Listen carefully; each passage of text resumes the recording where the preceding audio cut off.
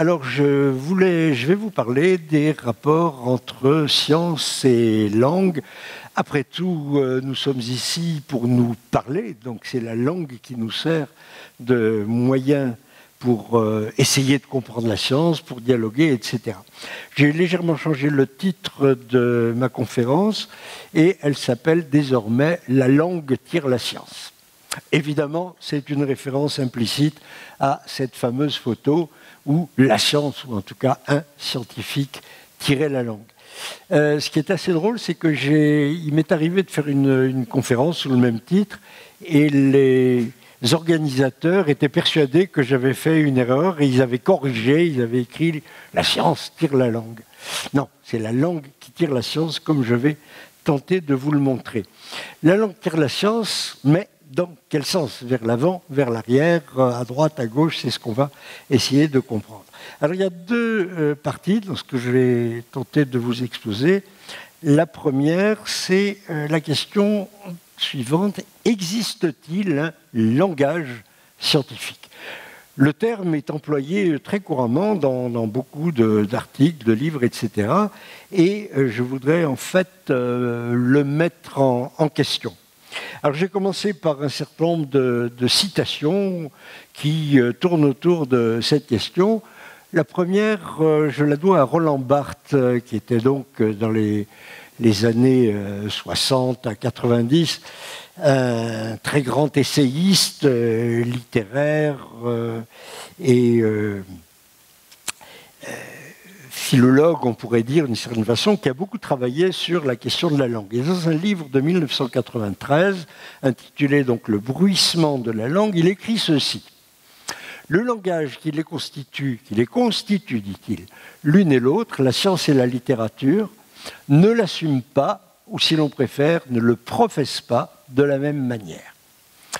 Pour la science, le langage n'est qu'un instrument que l'on a intérêt à rendre aussi transparent, aussi neutre que possible, assujetti à la matière scientifique, opérations, hypothèses, résultats, qui, dit-on, important le dit-on, existent en dehors de lui, donc en dehors du langage, et le précèdent. Il y a d'un côté et d'abord les contenus du message scientifique, qui sont tout, d'un autre côté et ensuite la forme verbale chargée d'exprimer ces contenus qui n'est rien. » Alors je m'inscris totalement en faux, malgré tout mon respect et mon admiration pour Roland Barthes, je m'inscris en faux contre cette assertion, mais dont on comprend le sens pour lui, si l'on lit la suite. La suite, c'est: seule une formalisation intégrale du discours scientifique pourrait éviter à la science les risques de l'imaginaire.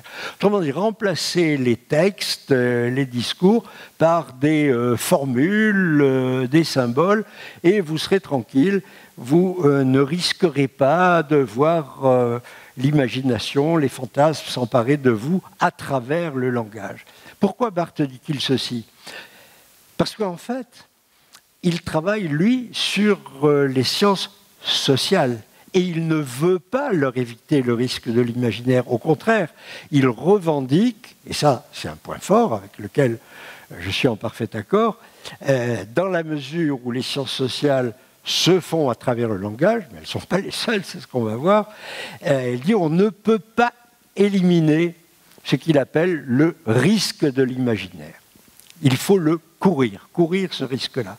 Et alors effectivement, j'ai un peu triché avec cette citation, mais vous allez mieux la comprendre si je la rétablis dans son intégralité. Il dit seule une formalisation intégrale du discours scientifique, celui des sciences humaines, s'entend, car pour les autres sciences, autrement dit les sciences inhumaines, cela est déjà largement acquis.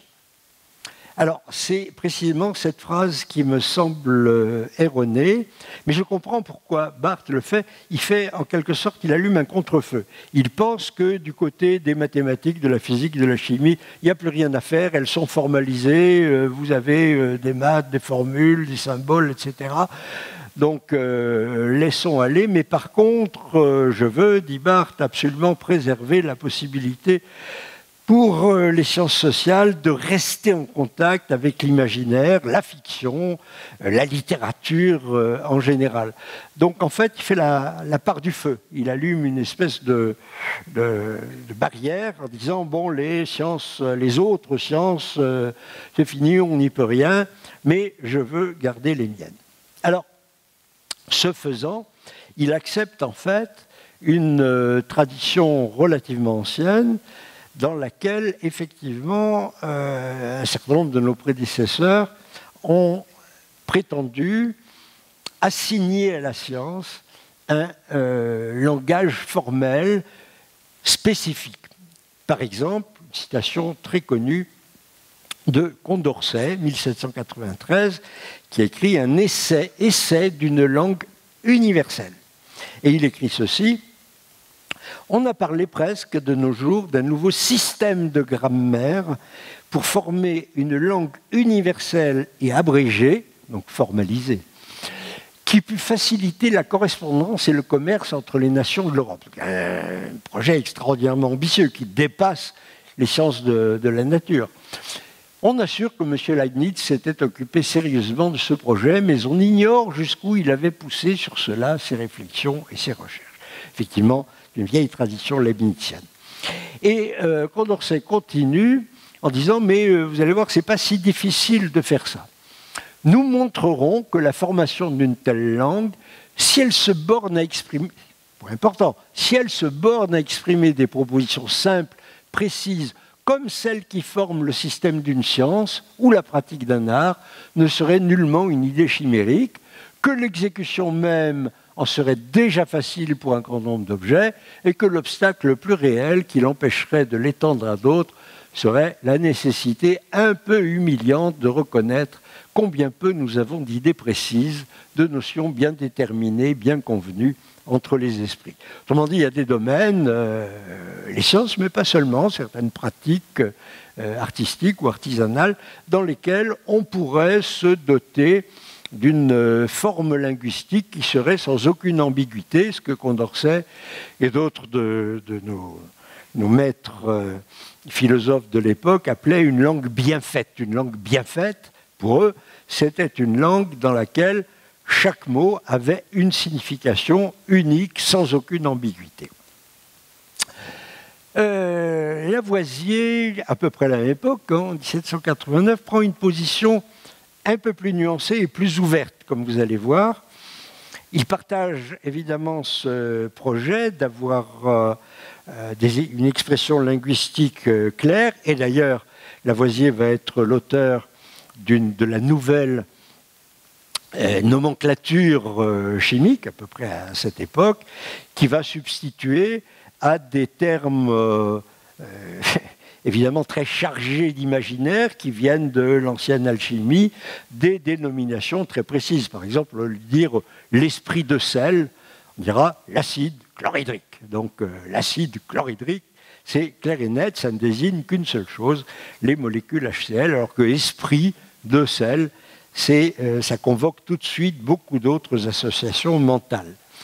Alors Sidi, il écrit, voilà, toute science est nécessairement formée de trois choses. La série des faits qui constituent la science, les idées qui les rappellent et les mots qui les expriment. Il distingue donc ces trois strates.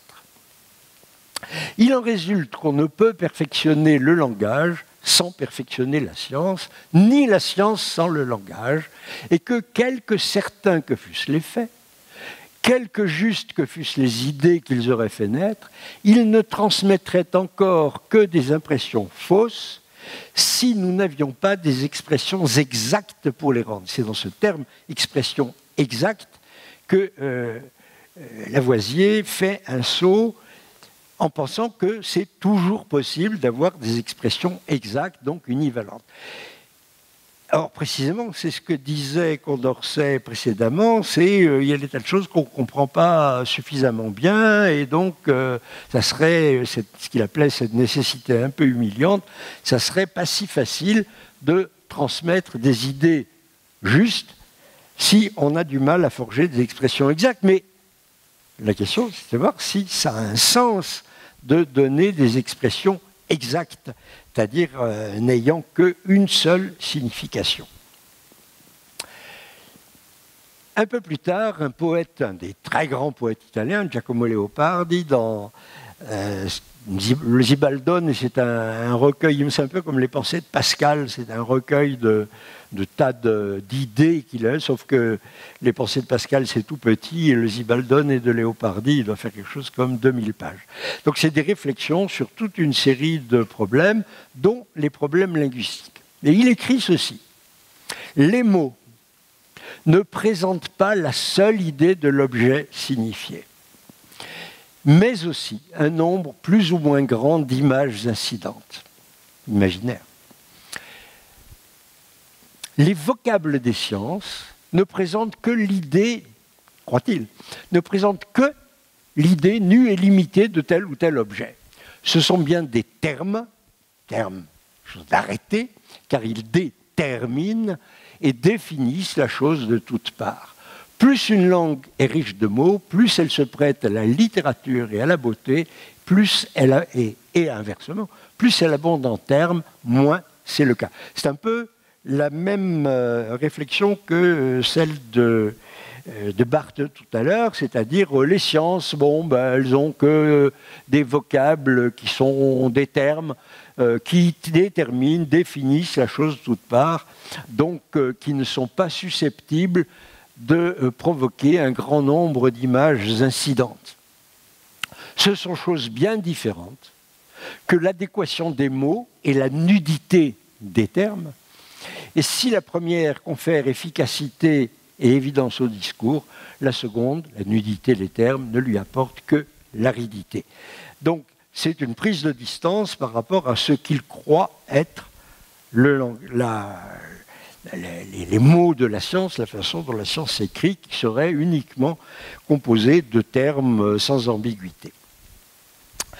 Alors, il y a une forme spécifique de cette thèse, suivant laquelle la science aurait un langage qui lui appartiendrait et qui aurait le mérite de la clarté, dépourvue de toute ambiguïté. C'est l'idée selon laquelle il y aurait dans les mathématiques un langage de la science. Les mathématiques seraient un langage de la science.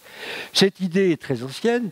Elle remonte à Galilée, dito, mais vous allez voir que c'est plus compliqué, qui écrit dans ses derniers livres, à la fin de sa vie, un texte qui a été recopié des centaines, des milliers de fois, qui est extrêmement connu, mais que je vous livre quand même.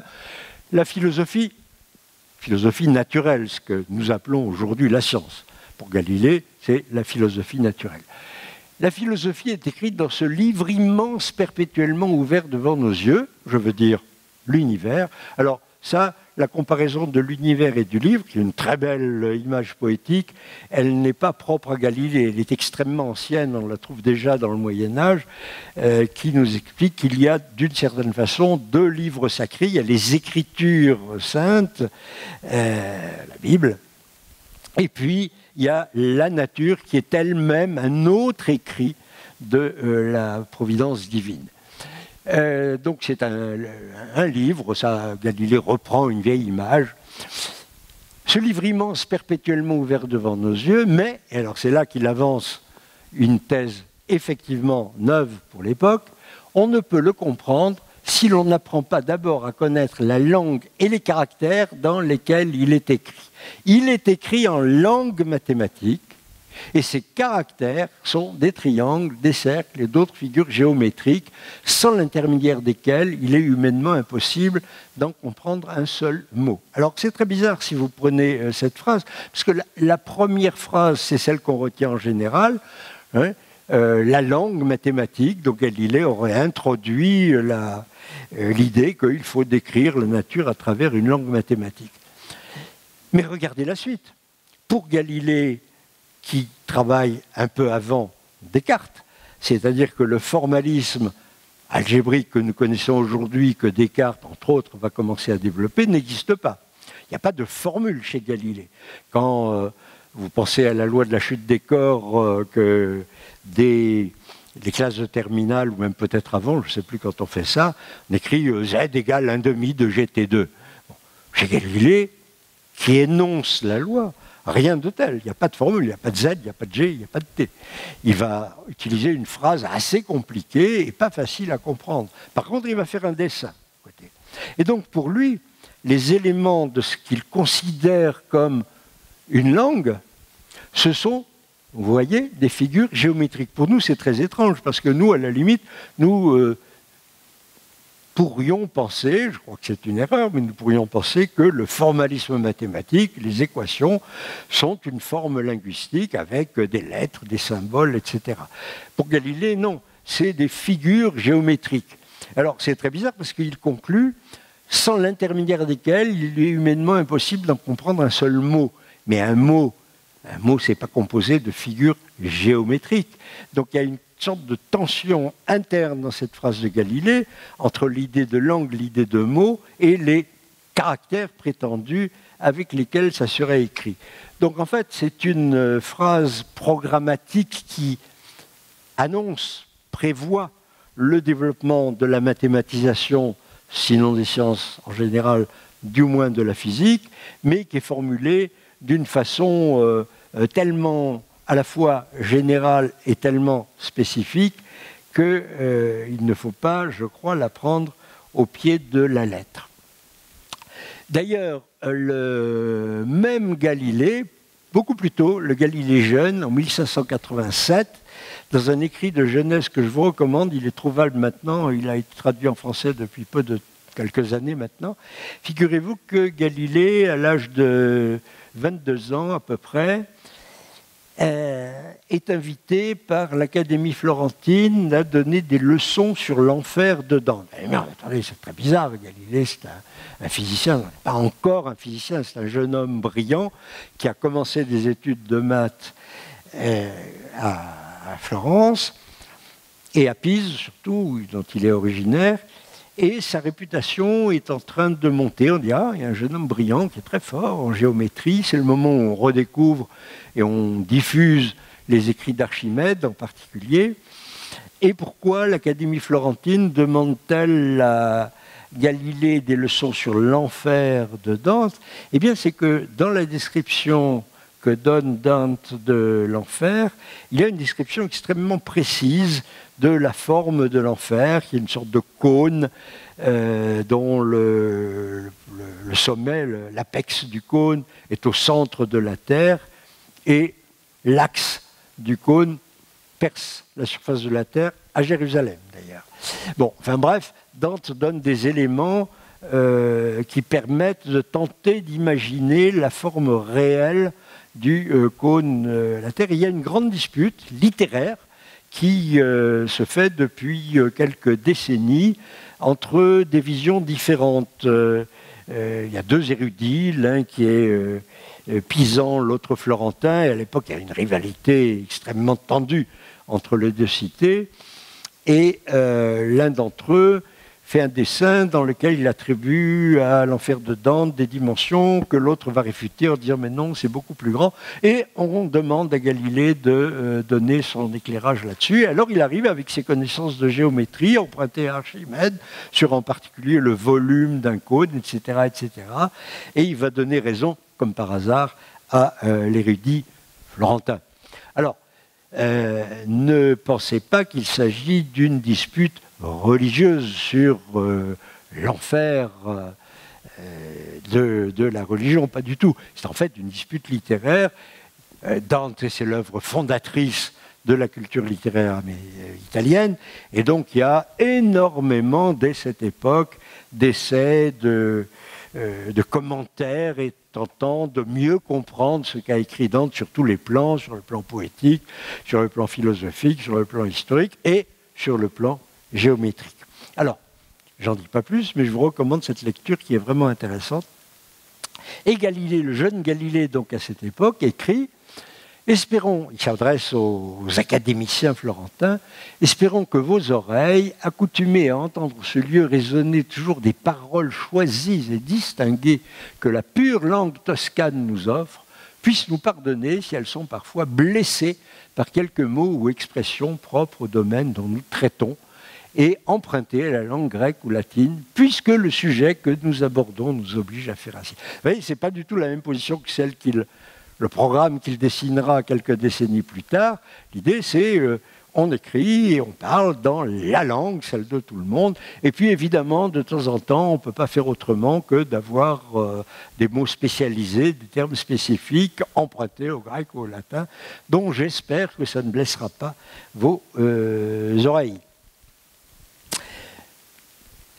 Donc, cette idée suivant laquelle, depuis Galilée, on aurait été convaincu que la langue de la science, c'est les mathématiques, est fort douteuse. Au surplus, de façon parfaitement empirique, il est tout à fait clair que, oui, en physique, il y a des mathématiques. Vous ne pouvez pas faire de physique, en recherche, d'ailleurs en enseignement, sans qu'il y ait des mathématiques. Les mathématiques sont constitutive dans la physique. Tout concept physique est explicité, formalisé en mathématiques. Mais ça n'est vrai que pour la physique. Ni la biologie, sauf exception, ni les sciences de la Terre, ni la chimie, sauf cas très particuliers, utilisation des statistiques par exemple, n'ont un tel recours aux mathématiques. Donc la question, c'est de savoir pourquoi la physique est, elle, seule, recours de façon aussi profonde, intrinsèque, aux mathématiques. Alors l'opinion commune, c'est de dire « Ah oui, mais c'est parce que la physique, c'est la plus avancée des sciences. Une vraie science, c'est comme la physique, et les autres, les pauvres malheureuses, elles sont un peu en retard. Quand elles seront vraiment mûres, elles seront aussi mathématisées que la physique. » C'est une thèse que je ne partage absolument pas, et je crois qu'il ne faut pas du tout identifier scientificité et mathématicité. Les critères de scientificité diffèrent suivant les sciences, et on ne peut pas appliquer ce qui est valable pour l'une à toutes les autres.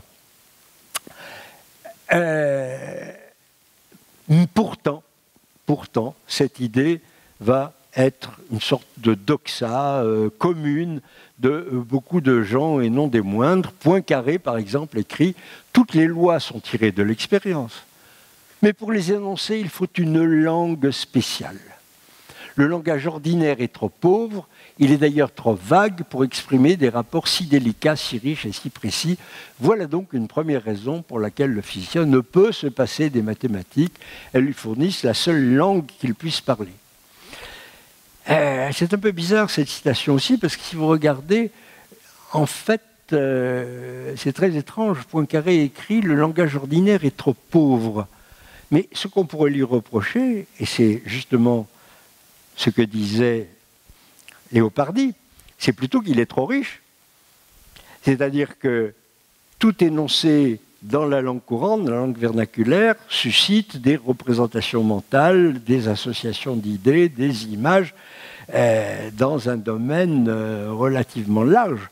Donc ce n'est pas parce qu'il est trop pauvre, ça serait éventuellement parce qu'il est trop riche.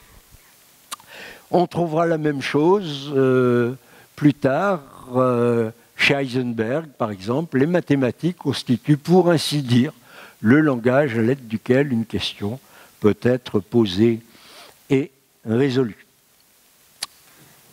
Ben, allons-y voir. Regardons ce que font les physiciens. Regardons si, effectivement, dans leur contribution, dans leur recherche, ils utilisent une langue mathématique. Ça, c'est une page, je ne l'ai pas prise tout à fait par hasard, de l'article célèbre désormais de Alain Aspect sur l'expérience d'Einstein-Podolsky-Rosen. Et ce que j'ai fait sur cette première page, j'ai surligné en jaune les termes qui sont véritablement, alors des termes au sens de Léopardi, qui sont véritablement des termes scientifiques. J'ai mis en gras ceux qui n'ont de sens que scientifique.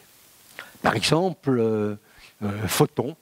Bon, la langue courante ne connaît pas le mot photon. Par contre, les mots qui ne sont pas en gras, comme inégalité, localité, particule, qui prennent une acception particulière quand il s'agit d'un texte scientifique, mais ils appartiennent à la langue commune. Donc vous voyez que dans ce texte, d'abord, ces mots proprement scientifiques sont très minoritaires. Je n'ai pas fait la statistique, mais il va y en avoir même pas 20%, premièrement. Si en plus vous vous réduisez aux mots strictement du métier scientifique, il en reste encore beaucoup moins. Et surtout, et c'est ça le plus important, ces termes de la science, que sont-ils? Ben, évidemment des noms. Alors là, il n'y a aucun problème, vous trouvez des analyseurs, des polariseurs, de la mécanique, etc. Des noms, des substantifs communs, pas de problème. Vous trouvez des adjectifs sans difficulté. Encore qu'il n'y en ait pas des masses, mais par exemple, je vois local ici, donc il y a, on peut en trouver d'autres. Donc, des noms, des adjectifs, sans problème. Des adverbes, j'en vois pas dans ce texte-là, mais éventuellement, on peut en trouver. Par exemple, on peut dire électriquement ou mécaniquement, etc. Donc, quelques adverbes, mais qui ne sont pas d'une utilisation si fréquente. En revanche, il n'y a pas de pronom. Du tout. De pronom spécifiquement scientifique. Il n'y a pas de verbe, et ça, c'est extrêmement important. Vous ne trouverez pas, dans ce texte, de façon générale, de verbes qui soient des verbes ayant une acception véritablement et intrinsèquement scientifique. Il y en a quelques-uns. Vous pourriez trouver un terme comme magnétiser, par exemple, ou électriser. Vous pouvez en former et en utiliser quelques-uns, mais ils sont extraordinairement rares. La plupart des verbes ici, dans cette affaire-là, dans ce texte-là et dans les autres, sont des verbes qui appartiennent à la langue courante. Il n'y a pas de conjonction autre que celle de la langue courante. Il n'y a pas de préposition autre que celle de la langue courante. Autrement dit, la seule chose que vous trouvez dans un texte scientifique, c'est une terminologie spécifique, d'accord ? Mais une terminologie ne forme pas une langue. Une langue, sa syntaxe exige l'existence de pronoms, de verbes, de conjonctions et de prépositions. Sinon, vous ne pouvez rien dire. Avec seulement des noms, vous ne pouvez strictement rien dire. Donc, la physique, et c'est vrai de toutes les autres sciences, certes, oui, a un vocabulaire propre, une terminologie, mais ça, c'est pas très original. Toute profession spécifique, toute spécialisation de l'activité humaine en a. Si je vais, je sais pas moi, chez mon garagiste, moi j'y vais pas parce que j'ai plus de voiture, mais quand j'allais chez mon garagiste discuter avec lui, oui, il avait un vocabulaire avec des mots dont j'étais loin de tous les comprendre, parce qu'ils appartenaient effectivement à sa pratique mécanicienne. C'est vrai pour le garagiste, c'est vrai pour le boulanger, c'est vrai pour le cordonnier, etc. Donc toute activité humaine, et elles sont dans l'énorme majorité aujourd'hui spécialisée, la couture, la cuisine, tenez, la cuisine serait un très bon exemple, a son vocabulaire. Mais un vocabulaire, ce n'est pas une langue. Donc la science, et la physique en particulier, parle et écrit la même langue que tout le monde, même si elle a des mots à soi.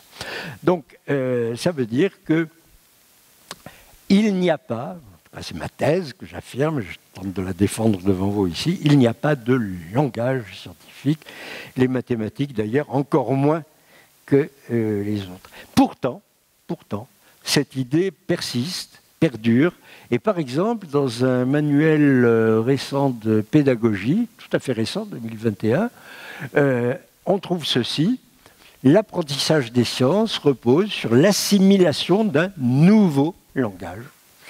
Et il est important que vous développiez la maîtrise de ce langage chez vos élèves. Pour maîtriser le langage scientifique, les élèves doivent être capables de comprendre, d'analyser, d'interpréter. Oui, qu'ils doivent être capables de comprendre, d'analyser, d'interpréter les textes, ce n'est pas spécifiquement lié à un apprentissage scientifique. Ils doivent également pouvoir utiliser le langage de la science pour développer leurs idées et construire des explications fondées sur des preuves.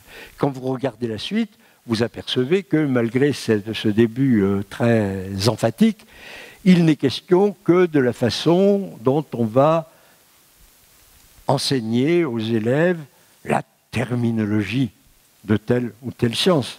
Ce n'est pas un langage.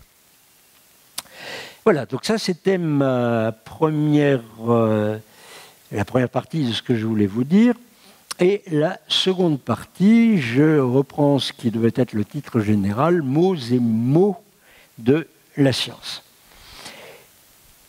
Autrement dit, est-ce que les mots que nous utilisons dans la science n'ont pas, et ce que je vais m'efforcer de vous montrer sur quelques exemples, n'ont pas pour conséquence certains mots dont elle est victime.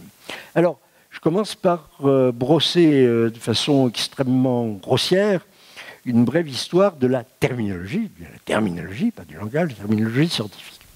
Dans le cas de la physique, en tout cas, et des sciences voisines. Alors, on peut distinguer trois étapes. Je ne remonte pas très loin en arrière, je remonte à ce qu'il est coutume d'appeler la révolution scientifique, début XVIIe siècle, Galilée, Descartes, etc., plus tard Newton. C'est à ce moment-là que se constitue, non pas l'idée de ce que nous appellerions aujourd'hui une connaissance scientifique, oui, les Grecs faisaient déjà des maths, même de la physique avec Archimède, mais la science telle qu'elle se fait, telle qu'elle se pratique, de nos jours, elle naît essentiellement au début du XVIIe siècle. Tu veux dire qu'elle est très jeune, d'une certaine façon. Elle a 4 siècles, c'est pas très grand à l'échelle de la culture humaine.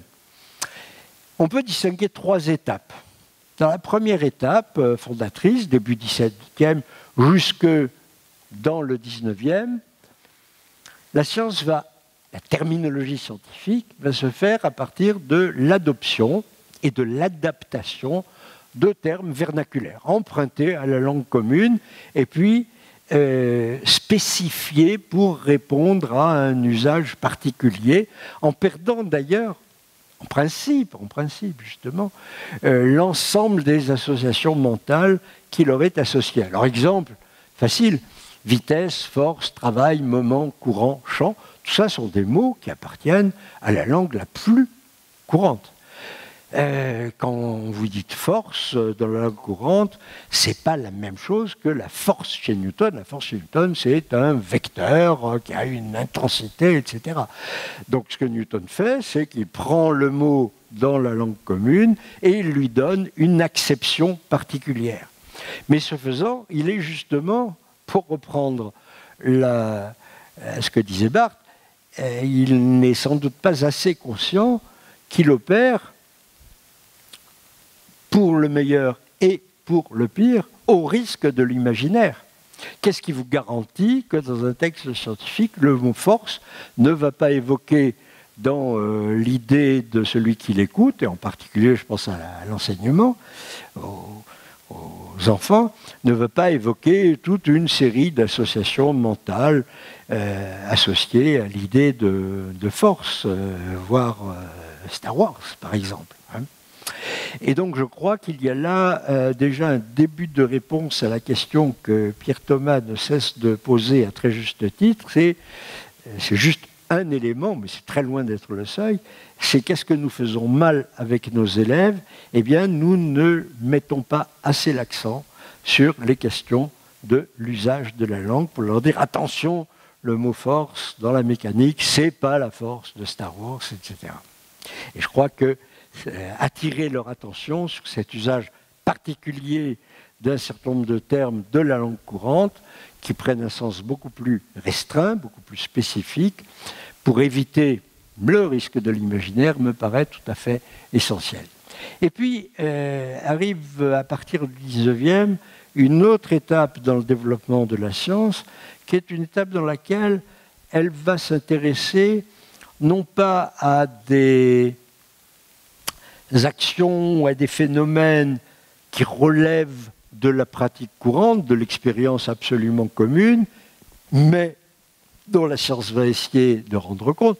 Par exemple, la mécanique, c'est une pratique plus que commune, millénaire, d'avoir l'expérience qu'il faut tirer une charrette, pousser une charrette. Bon, bref, tous ces phénomènes mécaniques ont au début, en tout cas, sont des expériences communes.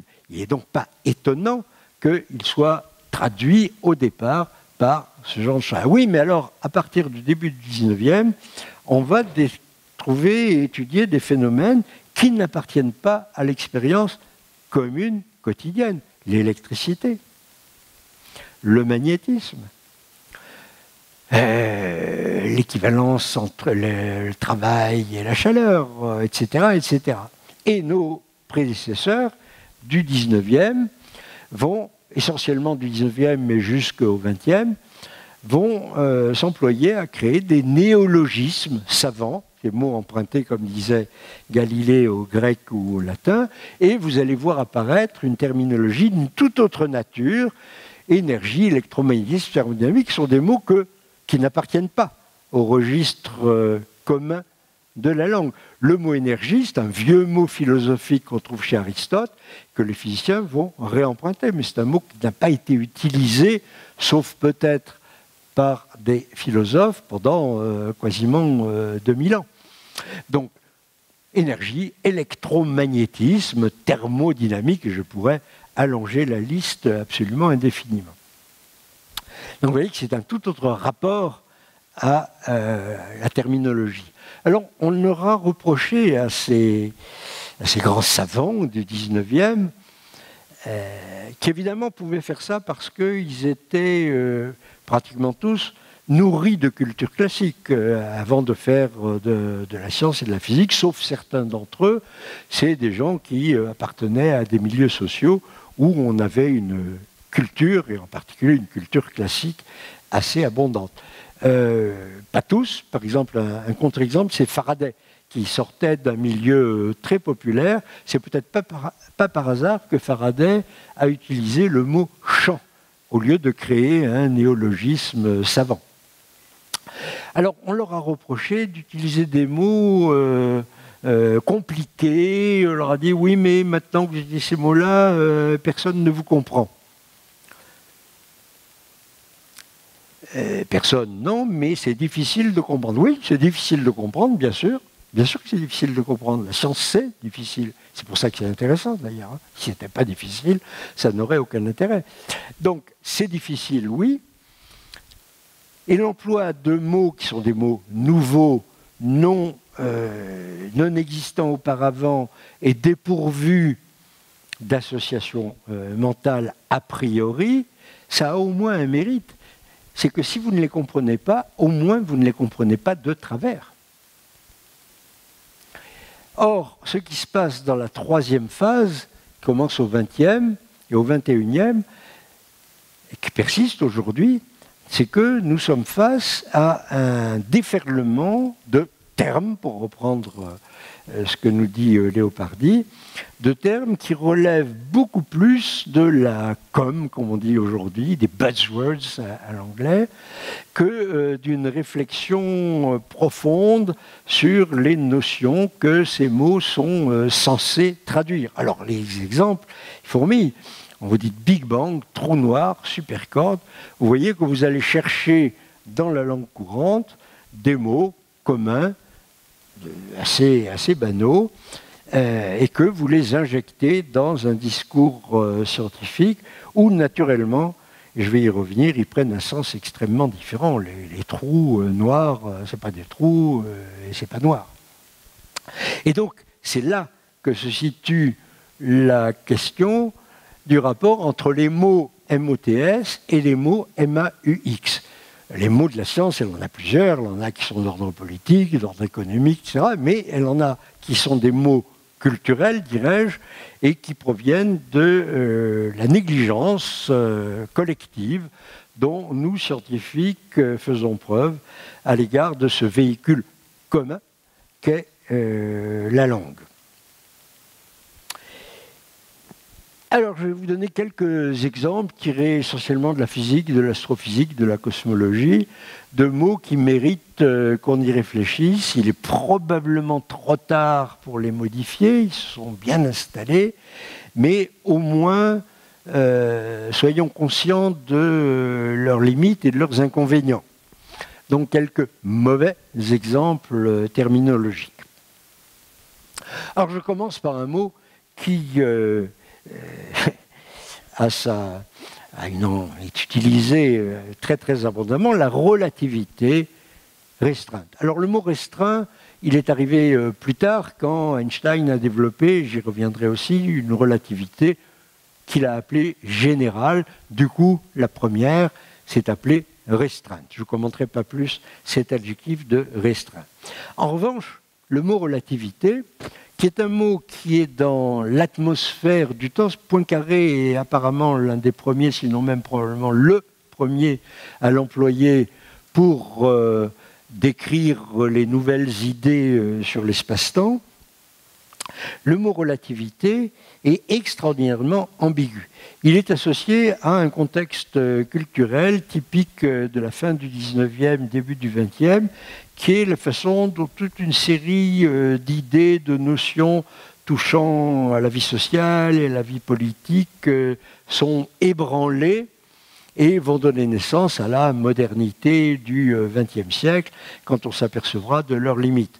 Donc cette idée que les mots que nous employons ont une signification qui est relative à leur contexte, etc., elle est dans l'air, et ce n'est pas par hasard que Poincaré va l'utiliser ici. Sauf que, dans le cas qui nous occupe spécifiquement, c'est-à-dire la théorie de l'espace-temps, c'est un mot qui est très mal choisi.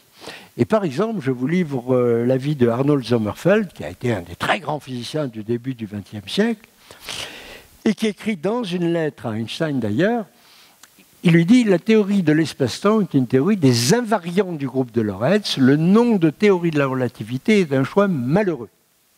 L'essentiel n'est pas la relativité de l'espace et du temps, mais le fait que les lois de la nature sont indépendantes du point de vue de l'observateur. » Autrement dit, et c'est le cas quand vous êtes physicien et que vous utilisez la théorie de la relativité, vous essayez autant que faire se peut de ne pas tomber dans l'utilisation de grandeurs qui sont relatives au point de vue de l'observateur, mais d'utiliser au contraire des grandeurs invariantes. Des grandeurs qui sont les mêmes pour tous les observateurs, fussent-ils en mouvement uniforme les uns par rapport aux autres. Donc la vraie théorie ici, c'est la théorie, le fond de l'affaire, comme dit Sommerfeld, l'essentiel, c'est de considérer ce qui ne change pas, ce qui n'est pas relatif.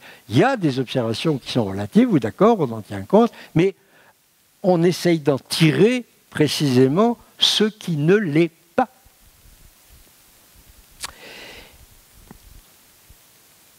Alors, bon, relativité, c'est pas terrible. Qu'est-ce qu'on aurait pu faire d'autre et de mieux? Eh bien, c'est pas très difficile. Là, je reprends la stratégie de nos ancêtres du 19e et des néologismes. C'est une chronogéométrie. C'est une chronogéométrie, la théorie de la relativité. Elle est à l'espace-temps absolument ce qu'est la géométrie euclidienne, par exemple, à l'espace ordinaire. Elle décrit la structure intrinsèque de l'espace-temps. Vous voyez que c'est un terme qui, s'il avait été mis en avant à l'époque, se serait sans doute imposé, parce qu'il est facile à comprendre et qu'il poursuit une longue trajectoire, etc.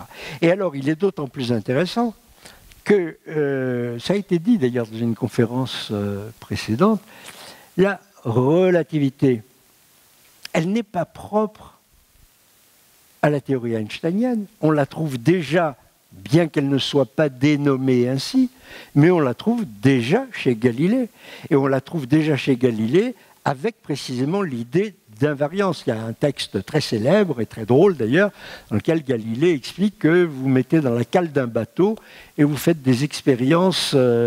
Il y a un aquarium où il y a des poissons qui nagent dans tous les sens.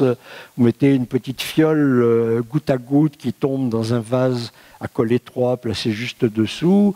Vous lancez un ballon à votre ami. Et évidemment, si le bateau est au repos, les poissons ils vont dans un sens, vont dans l'autre. Les gouttes tombent verticalement, etc. Maintenant, dit Galilée, mettez le bateau en mouvement à vitesse constante, vous négligez le roulis, le tangage, etc. Vous supposez que votre bateau est capable d'avancer sans aucun accident, vous ne verrez pas de différence. Autrement dit, ces phénomènes physiques sont invariants. Ils ne sont pas relatifs au mouvement. Et ça, c'est déjà chez Galilée. Donc la théorie de la relativité, si on l'appelle ainsi, il faut la rapporter son apparition à Galilée, peut-être même un peu avant d'ailleurs, chez Giordano Bruno et d'autres. Et donc, une fois qu'on a cette idée générale de chronogéométrie, oui, on peut distinguer une chronogéométrie classique, appelons-la galiléenne ou galiléo-newtonienne, peu importe, classique, et puis une chronogéométrie moderne qui serait la chronogéométrie einsteinienne. Donc voilà un exemple où le terme de relativité précisément induit des représentations mentales, des associations. Alors, je passe sur le pensif classique, tout est relatif, comme l'a dit Einstein. Bon, c'est pas très sérieux, personne ne le prend comme ça. Il n'empêche que vous trouverez beaucoup plus sérieusement, et encore aujourd'hui, des textes philosophiques ou de sciences sociales où, développant l'idée que précisément les phénomènes observés dépendent de l'observateur, ce qui est un truisme, c'est une trivialité en sociologie, bien sûr, bien sûr. Ça dépend de qui fait l'étude, sur qui, etc. Donc qu'il y ait du relatif dans ces sciences sociales, humaines, c'est constitutif, c'est normal, c'est pas une tare, il ne peut pas en être autrement. Alors, pourquoi un certain nombre des auteurs de ces sciences-là éprouvent-ils le besoin de dire « Ah, mais déjà les physiciens ont reconnu que l'univers obéissait à une théorie de la relativité ». Ça n'a strictement rien à voir, et c'est invoquer un mauvais argument à l'appui d'une idée banale d'une certaine façon, qui n'a pas besoin de ça. La relativité dite générale. Alors, la relativité dite restreinte, c'est une chronogéométrie qui vous dit que les phénomènes sont indépendants, comme le disait Sommerfeld, du mouvement des observateurs, tout au moins pour des observateurs en mouvement uniforme, c'est-à-dire à vitesse constante. Et pourquoi Einstein appelle sa théorie relativité générale?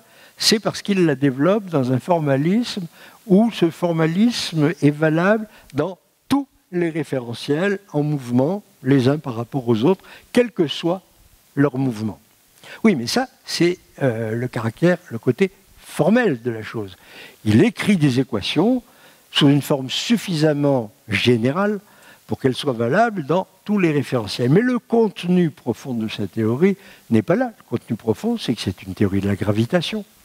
Dans les équations d'Einstein, vous avez, oui, des tenseurs qui expriment le fait de travailler avec des mathématiques valables dans tous les référentiels, mais le point important, c'est que vous avez une liaison dans l'équation d'Einstein entre ce qui exprime la structure apparente de l'espace-temps et les forces de gravitation.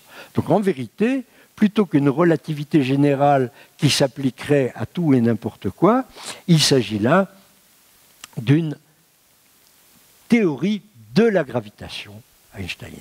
Alors c'est si vrai que, mais c'est un point de vue qui est trop peu connu, qui est minoritaire, mais qui est parfaitement sérieux et qui a été développé par des physiciens au-dessus de toute critique, de tout reproche, vous pouvez décrire la même théorie, c'est-à-dire arriver aux mêmes équations avec une conception complètement différente. Parce que le problème de la relativité générale, guillemets, dont vous savez qu'aujourd'hui, on a le plus grand mal pour l'instant à l'articuler avec la théorie quantique, il n'y a pas de contradiction entre elles. Personne n'a jamais montré une contradiction ni logique, ni un problème expérimental. Simplement, on ne sait pas. C'est comme si vous aviez deux pièces de puzzle assez compliquées et vous ne savez pas comment les faire coïncider dans une même image. Alors ça, c'est un thème qui est un des grands thèmes de recherche à l'heure actuelle et dont l'essentiel se passe effectivement avec le formalisme géométrique mis au point par Einstein, mais qui n'est nullement obligatoire. Vous pouvez arriver rigoureusement aux mêmes équations, donc aux mêmes prédictions, avec un point de vue différent dans lequel vous dites, mais finalement, la gravitation, c'est un peu comme l'électromagnétisme. Bien, l'électromagnétisme, c'est quoi? Vous avez des charges électriques, qui créent autour d'elles un champ électromagnétique. Ce champ se propage et va agir sur d'autres particules chargées. Dans la théorie newtonienne classique, vous pouvez adopter parfaitement ce point de vue pour la gravitation. Vous avez une masse, et elle crée autour d'elle un champ gravitationnel qui se propage et va agir sur les autres masses. Pour décrire par exemple le mouvement relatif de la Terre et de la Lune, ça va très bien. Eh bien, il se trouve qu'on peut généraliser ce point de vue en le plaçant dans le cadre d'une chronogéométrie einsteinienne. Alors il faut un peu travailler, c'est un peu compliqué parce que la gravitation a des propriétés que n'a pas l'électromagnétisme, mais vous pouvez y arriver et fabriquer une théorie des champs de la gravitation dans laquelle vous trouvez finalement les mêmes équations, mais où les termes n'ont pas la même interprétation. Ce qu'on appelle métrique dans l'interprétation géométrique va être un champ gravitationnel dans l'autre interprétation. J'insiste un peu sur ce point parce qu'il met en évidence quelque chose qui est trop peu compris, trop peu assimilé, trop peu développé dans la physique telle qu'elle se fait, ou la science en général d'ailleurs. C'est ce que j'aurais envie d'appeler personnellement la noodiversité. Tous des grands fanats de la préservation de la biodiversité, oui, très bien. Mais la noodiversité, c'est-à-dire la diversité des idées, diversité des concepts, elle est incroyablement précieuse. Un phénomène donné n'a pas, en règle générale, qu'une seule façon d'être compris.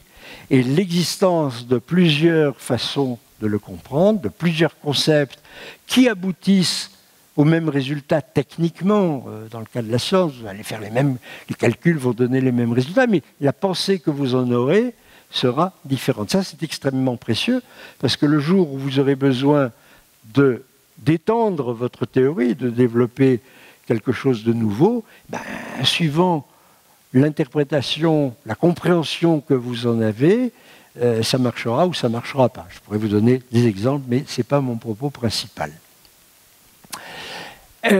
Alors, une autre tarte à la crème, c'est les relations d'incertitude de Heisenberg. Là encore, c'est un choix des mots qui est assez malheureux et qui d'ailleurs vient d'une traduction douteuse parce que Heisenberg, qui écrit en allemand, emploie pour l'essentiel, il emploie deux ou trois mots différents, mais au début en tout cas, il utilise le mot allemand qui est Unbestimmtheit. Et Unbestimmtheit, ça désigne quelque chose non pas d'incertain, mais de non déterminé. On aurait pu appeler ça indéterminitude, qui est un beau terme philosophique.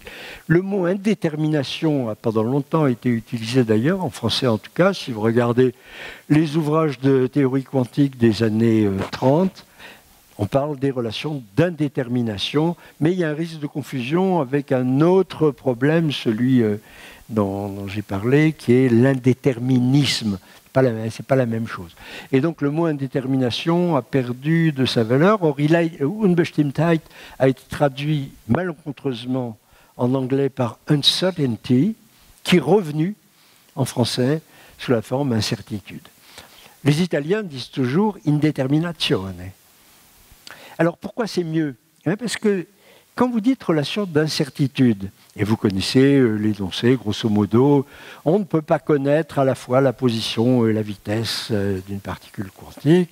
Si vous avez plus de précision sur l'une, vous en aurez moins sur l'autre. Oui, mais ça suppose que la position et la vitesse ont des valeurs numériques bien définies. Et puis que la nature, pour des raisons qui lui appartiennent, fait en sorte qu'elle vous interdit de les connaître à la fois. Si vous voulez en connaître une, vous n'arrivez pas à connaître l'autre. Alors ça aussi, ça a été utilisé abondamment sur un mode métaphorique par des philosophes, des sociologues, des littéraires, qui, encore une fois, cherchent un mauvais argument ou utilisent un mauvais argument pour développer des idées qui n'en auraient pas besoin et qui valent la peine d'être étudiées pour elles-mêmes. Et jusqu'à des usages plutôt humoristiques. Je me souviens d'un article du Monde d'il y a une vingtaine d'années qui devait s'appeler quelque chose comme Jacques Chirac ou le principe d'incertitude. On disait Jacques Chirac, quand on sait où il est, on ne sait pas où il va, et réciproquement. Donc voilà. Alors, pourquoi ça ne va pas? Parce que, comme je vous l'ai dit, ça supposerait que sous les apparences d'une incertitude sur la position et sur la vitesse, il y a quelque part une vraie valeur. La leçon fondamentale de la théorie quantique en tant que telle, c'est de vous dire, mais le bon concept de position ou de vitesse pour une particule quantique est un concept qui ne peut pas être traduit par un nombre bien déterminé. Une grandeur physique n'a pas, en règle générale, dans un état quelconque du système que vous étudiez, n'a pas une valeur unique et bien déterminée. C'est quelque chose qu'on connaît déjà dans un certain cas en physique classique. Le son, qui est caractérisé par sa fréquence, mais le son que j'émets là quand je vous parle, il n'a pas une fréquence bien déterminée, il a un spectre de fréquences avec toutes sortes d'harmoniques. Donc voilà au moins déjà en théorie classique une grandeur dont nous sommes accoutumés à savoir qu'elle ne peut pas être caractérisée en règle générale, sauf pour un son monochromatique, un son pur, ne peut pas être caractérisé par une fréquence unique. Eh bien, la théorie quantique, elle généralise ça, elle vous dit, mais ça c'est vrai pour toutes les grandeurs physiques. Il s'agit de la position de la vitesse de l'énergie que vous voulez. Il faut concevoir que leur numéricité est donnée par un spectre, plusieurs valeurs. Et à ce moment-là, les relations de Heisenberg, qu'est-ce qu'elles vous disent? Elles vous donnent une relation entre les largeurs de spectre. C'est ainsi qu'il faudrait parler, au lieu de parler d'incertitude sur la position et la vitesse, il faudrait parler de largeur de spectre pour l'un ou pour l'autre. Et donc ce mot incertitude, qui a semé beaucoup d'incompréhension, on devrait l'éliminer et parler, alors un langage un peu sophistiqué, d'inégalité spectrale quantique, ou simplement d'inégalité de Heisenberg, mais laissez tomber ce mot d'incertitude extrêmement mal adapté à ce qu'il signifie. Alors le Big Bang, ça c'est un exemple majeur évidemment. Vous savez d'ailleurs que le mot a été proposé pour la première fois par Fred Hoyle, qui était un excellent astrophysicien anglais, mais à l'époque où il y avait tout un débat sur la cosmologie, à savoir est-ce que la cosmologie décrit vraiment un univers évolutif, en expansion, avec variation temporelle, ou est-ce que, ce qu'Einstein aurait bien préféré quelques décennies auparavant, ou est-ce qu'il faut se débrouiller pour caractériser un univers, trouver le moyen que l'univers soit stationnaire, c'est-à-dire ne change pas au cours du temps. Alors Hoyle et quelques collègues avaient une théorie de la création continue, qui permettait d'avoir un univers stationnaire, une théorie qui est tombée après parce qu'elle prévoyait des choses qui n'ont pas été observées, puis bon, ça ne marchait pas. Mais Hoyle était donc un adversaire de la cosmologie évolutive, et c'est d'une certaine façon pour la ridiculiser qu'un jour, dans une conférence, je crois que c'était à la radio d'ailleurs, il a dit mais qu'est-ce que c'est que cette cosmologie suivant laquelle l'univers serait né dans un Big Bang? Alors pourquoi ce mot est-il malheureux? Parce que quand vous dites Big Bang, d'ailleurs même en français on le dit en anglais, parce que si on le traduisait en français, le gros boom, c'est pas aussi sexy. Mais c'est ça que ça veut dire. Hein. Donc si vous dites un gros boom, Big Bang, vous avez immédiatement en tête l'image d'une explosion au sens traditionnel du terme. Qu'est-ce qui fait boum? C'est quelque chose qui explose, c'est-à-dire quelque chose qui explose à partir d'un point, une petite région, pensez à une bombe par exemple, et qui se répand dans tout l'espace. Donc, origine ponctuelle, premièrement. Deuxièmement, à un instant donné, l'instant de l'explosion, qui va aboutir à ce qu'on parle de l'instant du Big Bang. Et troisièmement, c'est un peu secondaire, mais quand même, ça fait du bruit. Bon, ben, l'expansion de l'univers, 1, ne fait pas de bruit au sens ordinaire du terme, 2, n'a pas lieu, n'a pas d'origine en un point particulier, se développe partout à la fois, dans tout l'univers, fut-il infini, et troisièmement, sa datation chronologique, son instant, est soumis à un questionnement qui est trop peu mis en avant, parce que quand vous prenez les équations de la relativité générale, pardon, la théorie de la gravitation einsteinienne, qui vous permettent de décrire l'expansion de l'univers, il semble effectivement que si vous remontez le temps à l'envers, ça converge vers un instant zéro, un instant origine, au moment où tout cela aurait commencé. Oui, mais ça, c'est pas vrai. C'est pas vrai parce que cet instant zéro, c'est celui justement auquel l'équation perd sa signification. C'est une singularité au sens mathématique du terme. Donc, vous pouvez remonter le temps aussi loin que vous voulez, mais ça va être de plus en plus difficile, des années, puis des minutes, puis des secondes, puis des fractions de secondes, etc. Vous n'atteindrez jamais, mentalement j'entends, ou théoriquement, vous n'atteindrez jamais cet instant zéro. Il y a un autre exemple dans la physique d'une situation de ce genre-là, c'est le zéro absolu. Le zéro absolu n'est pas une température. Pourquoi vous ne pouvez pas refroidir un corps en dessous de moins 273,15 degrés Celsius? Eh bien parce que vous ne pouvez pas atteindre cette température-là. Si vous refroidissez un corps, ça va être de plus en plus difficile de gagner 1 degré, puis 1/10, puis 1/100, puis 1 millier de degré. Et donc vous allez asymptotiquement vous rapprocher de ce moins 273,15, mais vous ne pourrez jamais l'atteindre. Si vous pouviez l'atteindre, alors là, oui, la question serait, mais pourquoi je ne peux pas passer de l'autre côté? Non, mais vous ne pouvez pas l'atteindre. C'est-à-dire que vous avez là une situation où vous avez un nombre parfaitement fini, moins 273,15, mais qui conceptuellement correspond à un infini, à un inatteignable. Et donc vous voyez que, et d'ailleurs il existe des formulations de la relativité générale, qui présente le grand avantage que, comme je l'ai dit, on peut la formuler dans toutes sortes de systèmes de référence, donc changer de coordonnées, en particulier changer de coordonnées temporelles, et il y a des choix différents qui ont des intérêts physiques différents. Il y a par exemple un choix dans lequel ce prétendu instant du Big Bang remonte à moins l'infini, et dans lequel donc l'univers n'a pas d'origine, il n'a jamais été créé, il a toujours existé. Donc vous voyez à quel point le terme de Big Bang est susceptible de mauvaises interprétations. Alors qu'est-ce qu'il faudrait dire? Il faudrait parler simplement de cosmologie primordiale, par exemple. 2 exemples encore, et j'en aurai terminé. Les trous noirs, mais là on est typiquement dans le registre que j'annonçais tout à l'heure, c'est-à-dire le registre de la com, de la publicité, de la propagande. Un trou noir, c'est pas un trou et c'est pas noir. C'est pas un trou, parce que dans un trou, il n'y a rien. Un trou, par essence, c'est la création d'un manque, d'un vide, d'une absence. Un trou noir, c'est tout sauf ça, puisque ça a une masse énorme pour certains d'entre eux, et il s'y passe plein de choses. Donc c'est tout sauf un trou. Et au surplus, ça n'est pas vraiment noir. On sait maintenant, depuis Stephen Hawking, qu'il y a quand même, grâce à la théorie quantique, des choses qui peuvent sortir.